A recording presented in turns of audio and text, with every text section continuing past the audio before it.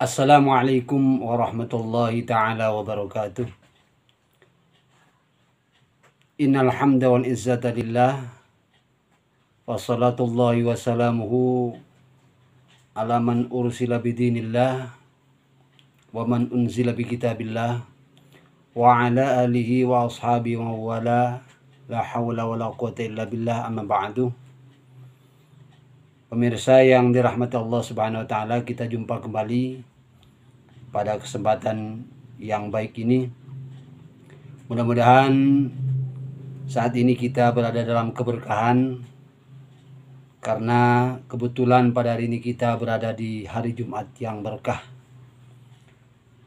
Pemirsa yang dirahmati Allah Subhanahu wa taala, pada pertemuan kali ini saya akan membahas tentang masalah yang mungkin agak ekstrim untuk dibahas, karena ini menyangkut tentang suatu tempat yang menjadi balasan Allah terhadap orang-orang yang durhaka kepadanya, yaitu berupa neraka.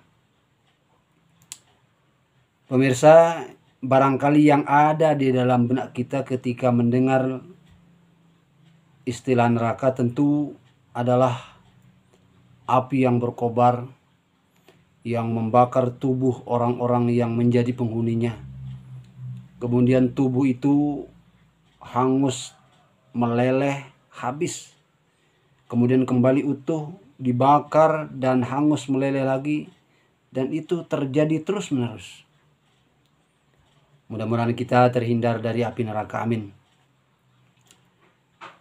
Atau mungkin yang ada dalam benak kita ketika kita mendengar istilah neraka adalah jeritan orang-orang kafir Quraisy yang disiksa oleh Allah Subhanahu wa taala sebagai balasan dari perbuatan dan keyakinan mereka yang ingkar kepada Allah Subhanahu wa taala. Tetapi pada kesempatan hari ini saya tidak akan membahas tentang neraka.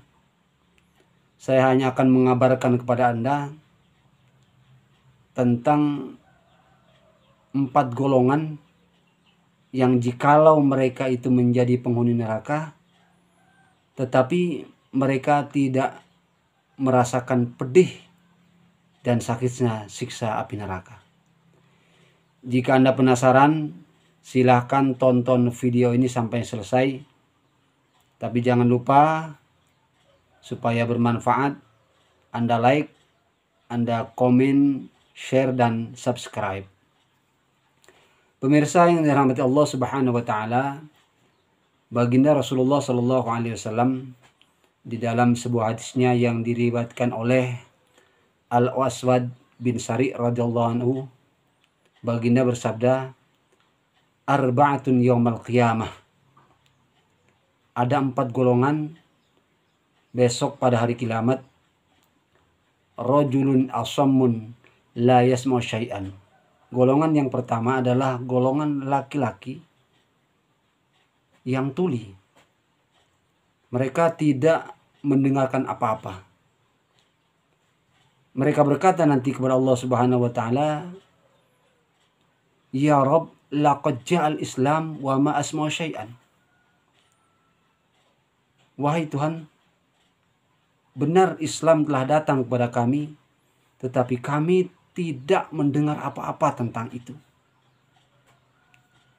Kami tidak mendengar wahyumu diucapkan.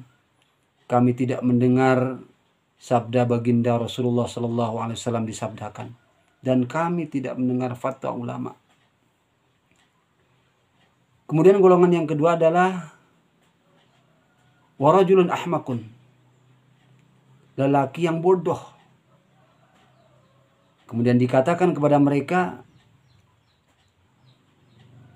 Ya Rabb, laqad jal Islam was-sibyanu yakhdibuni bil ba'ri.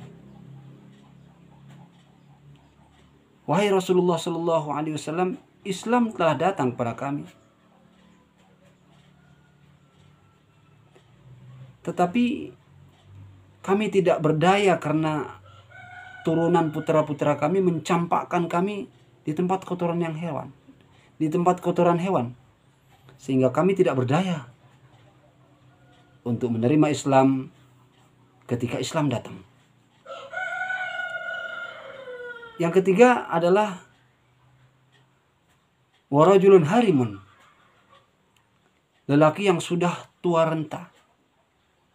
Maka mereka berkata kepada Allah Subhanahu wa taala, "Ya Rabbi, laqad ja'al Islam wa ma uqilu syai'an." Benar wahai Allah, Islam telah datang kepada kami, tetapi kondisi kami, fisik kami sudah lemah, cara berpikir pikiran kami sudah pikun, sehingga wa ma uqilu syai'an, kami sudah tidak bisa berpikir apa-apa karena kami sudah tua renta. Dan golongan yang terakhir adalah warajulun mata fil fatrati, sekelompok laki-laki yang meninggal dunia di zaman fatrah. Pemirsa, perlu saya sampaikan, yang dimaksud dengan zaman fatrah adalah zaman di mana tidak ada utusan Allah Subhanahu wa taala. Dalam kehidupan dunia ini hanya ada satu zaman fatrah, yaitu zaman ketika Nabi Allah Isa alaihissalam diangkat ke langit oleh Allah Subhanahu wa taala, sampai kepada zaman diutusnya baginda Rasulullah Shallallahu alaihi wasallam yang kurang lebih masanya adalah 500 tahun. Itu dinamakan zaman fatrah. Nah, orang-orang yang meninggal di zaman fatrah, jika mereka menjadi penghuni neraka, mereka tidak akan merasakan panas dan perihnya siksa api neraka. Lalu baginda Rasulullah Shallallahu alaihi wasallam bersabda, "Fawalladzi nafsi Muhammadan biyadihi, law dakhaluha lakanat alaihim bardatan wa salaman." Kata baginda Rasulullah Shallallahu alaihi wasallam, maka demi zat Tuhan yang Muhammad berada di dalam genggamannya, kalaupun keempat golongan ini masuk ke neraka, maka neraka menjadi dingin dan menjadikan mereka selamat. Neraka tidak akan membuat mereka pedih dan perih akibat panasnya api neraka. Terima kasih. Mudah-mudahan ini menjadi pemahaman bagi kita semuanya. Wabillahi taufiq wal hidayah. Wassalamualaikum warahmatullahi wabarakatuh.